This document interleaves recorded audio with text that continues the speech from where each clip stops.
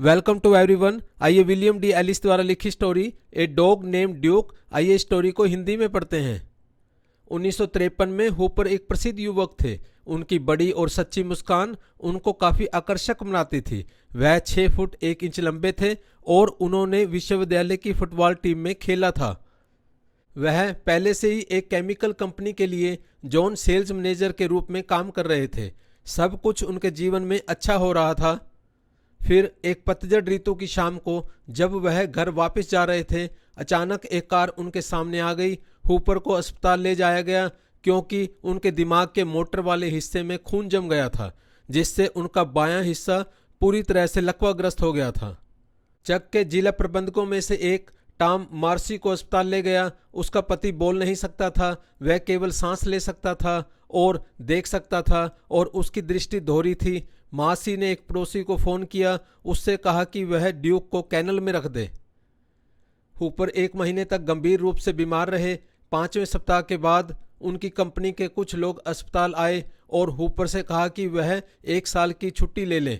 वे उनके लिए मुख्यालय में एक डेस्क जॉब बनाएंगे जिससे उनको चलने फिरने की जरूरत नहीं पड़ेगी। मार्च में उन्हें अस्पताल से छुट्टी दे दी गई। घर वापस आने पर चक बहुत ज़्यादा परेशान रहने लगा क्योंकि घर में और कोई सदस्य नहीं था। अस्पताल में अन्य लोग घायल भी थे, लेकिन अब हर सुबह जब मार्सी चुपचाप काम पर जाती थी, चक के साथ बातें करने वाला कोई नहीं था। ड्यूक अभी भी कैनल में था और चक अपने विचारों के साथ अकेला था। अंत में उन्होंने फैसला किया कि ड्यूक को घर ले आएं। चक ने कहा कि वह चाहते हैं कि जब ड्यूक उनका कुत्ता आए तो चक खड़ा हो, इसलिए चक को खड़ा किया गया। 4 महीने की कैद से ड्यूक के नाखून लंबे हो गए थे और जब उसने चक को देखा तो वह 5000 वोल्ट की तरह कांप उठा। फिर उसने एक गर्जना की, अपने लंबे नाखून वाले पहिए घुमाए और 3 मीटर तक हवा में उछल पड़ा। वह 23 किलो का खुशी का मिसाइल था। उसने चक को कमर के ऊपर मारा, जिससे चक को अपना संतुलन बनाने के लिए बहुत कठिनाई का सामना करना पड़ा। जिन्होंने यह देखा उन्होंने कहा कि कुत्ते को तुरंत पता चल गया था कि उसका मालिक चक अस्वस्थ है। उसने चक पर फिर कभी छलांग नहीं लगाई। उस क्षण से वह अपने मालिक के बिस्तर के पास दिन रात की पहरेदारी करने लगा। लेकिन ड्यूक की उपस्थिति भी चक को हंसा नहीं पाई। चक की पहले जैसी लोहे की मांसपेशियां ढीली पड़ गई। मार्सी ने चुपके से रोया जब उसने देखा कि उसके पति की मुस्कान कैसे गायब हो गई। चक घंटों तक छत को देखते रहे, फिर खिड़की से बाहर, फिर ड्यूक की ओर। उनके चेहरे पर सीमेंट की तरह गहरी रेखाएं जम गई। जब 2 लोग एक दूसरे को रोज घंटों तक देखते हैं और एक तो हिल नहीं सकता और दूसरा बोल नहीं सकता, तो घर में परेशानी छा जाती है। ड्यूक आखिरकार इसे सहन नहीं कर सका। वह फर्श पर बिना हिले डुले बैठा रहता, फिर अचानक अपने पैरों पर बेचैनी से कांपते हुए कूद पड़ता। चक ने कहा, या रफ, लेट जाओ ड्यूक। ड्यूक बिस्तर की ओर बढ़ा, अपनी नुकीली नाक को चक की कोहनी के नीचे डालकर उठाया। उसने धकेला, चुभाया और फुंकारा, घर के चारों ओर दौड़ो ड्यूक। लेकिन ड्यूक नहीं माना। वह चक को दोषारोपण करती नजरों से देखते हुए लेट गया। 1 घंटे बाद वह फिर से बिस्तर पर आता और चिल्लाता और थपथपाता। उसने चक को छोड़ा नहीं, बल्कि वहीं बैठा रहा।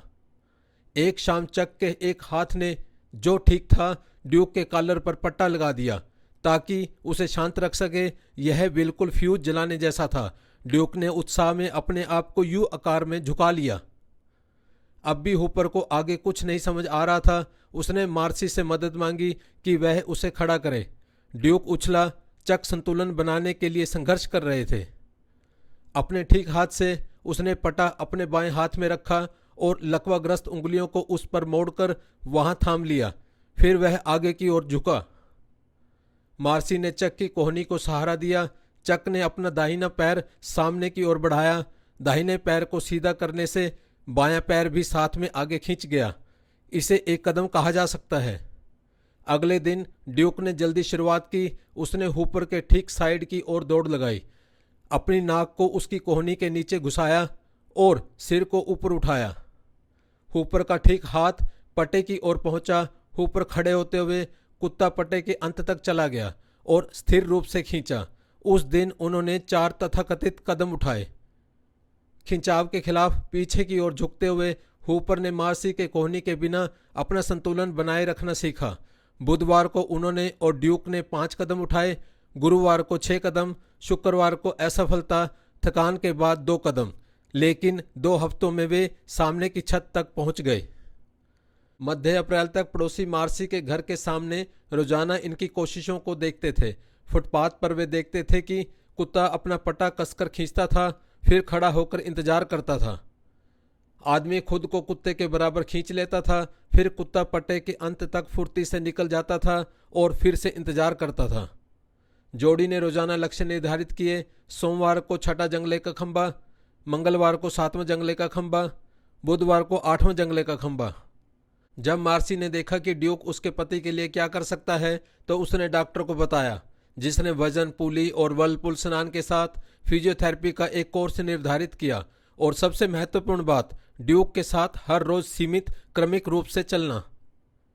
अब तक उनकी गली के पड़ोसी प्रगति के पैटर्न को देख रहे थे। 1 जून को खबर फैल गई कि हूपर और ड्यूक एक काफी दूर के चौराहे तक पहुंच गए थे। जल्द ही ड्यूक ने दिन में 2 बार यात्रा करने की मुहिम शुरू की और वे एक एक सड़क को बढ़ाते गए। ड्यूक अब हर कदम पर इंतजार नहीं करता था। 4 जनवरी 1955 को हूपर ने अपनी बड़ी चाल चली। ड्यूक के बिना वह क्लिनिक से अपनी कंपनी की स्थानीय शाखा कार्यालय तक 200 मीटर चला। यह उसके क्षेत्रीय प्रबंधक के रूप में उसके अधिकार क्षेत्र में एक जिला कार्यालय था। स्टाफ उसकी यात्रा से हैरान था। गॉर्डन डूल प्रबंधक ने कहा। चक ने जवाब दिया, गॉर्डन, मैं सिर्फ एक सैर के लिए नहीं आया हूं। मुझे बताओ कि अब तक क्या हुआ है, क्या तुम करोगे ताकि मैं काम पर लौट सकूं? डूल दंग रह गया। यह सिर्फ 1 घंटे के लिए होगा, कुछ समय के लिए, हूपर ने जारी रखा। मैं गोदाम में उस खाली डेस्क का उपयोग करूंगा और मुझे एक डिटेक्टिव मशीन की आवश्यकता होगी। कंपनी के मुख्यालय में वापस आकर चक के कदमों ने समस्याएं उत्पन्न की, कठिन समस्याएं। जब एक व्यक्ति वापसी के लिए इतनी कठिन लड़ाई लड़ सकता है तो कौन उसे यह बताना चाहेगा कि वह अपनी पुरानी नौकरी संभाल नहीं सकता। दूसरी ओर आप एक ऐसे सेल्समैन के साथ क्या कर सकते हैं जो घूम नहीं सकता और केवल 1 घंटे प्रतिदिन काम कर सकता है। उन्हें नहीं पता था कि हूपर ने पहले ही अपना अगला लक्ष्य निर्धारित कर लिया था, 1 मार्च पूरे दिन का काम। चक ने लक्ष्य हासिल किया और 1 मार्च के बाद फिजियोथेरेपी प्रोग्राम के लिए समय नहीं था। चक पूरी तरह से ड्यूक के साथ रहता था, जो उन्हें सड़क पर तेजी से और तेजी से खींचता था, उनकी स्थिरता और सहनशीलता बढ़ाता था। कभी कभी अंधेरे के बाद चलते समय हूपर ठोकर खाकर गिर जाते थे। ड्यूक एक खंबे की तरह स्थिर खड़ा रहता, जबकि उसका मालिक उठने की कोशिश करता। ऐसा लगता जैसे कुत्ता जानता था कि उसका काम चक को वापस उनके पैरों पर खड़ा करना था। उस क्षण से जब उन्होंने पूरे दिन काम करना शुरू किया, 13 महीने बाद चक हूपर को 4 से अधिक राज्यों को कवर करने वाले क्षेत्रीय प्रबंधक के रूप में पदोन्नत किया गया। मार्च 1956 में चक, मार्सी और ड्यूक ने घर बदला। हूपर्स ने जिस नई उपनगरी में घर खरीदा, वहां के लोगों को चक और ड्यूक की कहानी का पता नहीं था। उन्हें सिर्फ इतना पता था कि उनका नया पड़ोसी एक संघर्षरत मैकेनिकल विशालकाय की तरह चलता था और वह हमेशा एक उग्र कुत्ते ड्यूक द्वारा खींचा जाता था, जो मानो उस आदमी का मालिक हो। 12 अक्टूबर 1957 की शाम को हूपर्स के यहाँ मेहमान आए थे। अचानक आवाजों की गड़बड़ी के बीच चक ने बाहर ब्रेक की चीख सुनी। सहज रूप से उसने ड्यूक को देखा। वे ड्यूक को घर के अंदर ले आए। मार्सी ने ड्यूक की सांस लेने की क्रिया को देखा। उसकी भूरी आंखों में जिद नहीं थी। पशु चिकित्सक को फोन करो, उसने कहा। उसे बताओ मैं ड्यूक को ला रही हूं। कई लोग कुत्ते को उठाने के लिए कूद पड़े। नहीं, कृपया, उसने कहा, और उसने बड़े ड्यूक को उठाया। उसे धीरे से कार में ले जाकर पशु अस्पताल ले गई। ड्यूक को दवा दी गई और वह अगली सुबह 11 बजे तक जीवित रहा, लेकिन उसकी चोटें बहुत गंभीर थी। जो लोग जानते थे कि चक और ड्यूक ने एक एक जंगले के खंबे के साथ कितनी दूरी तय की है, वे अब बड़े आदमी को रोज अकेले चलते हुए देखते थे।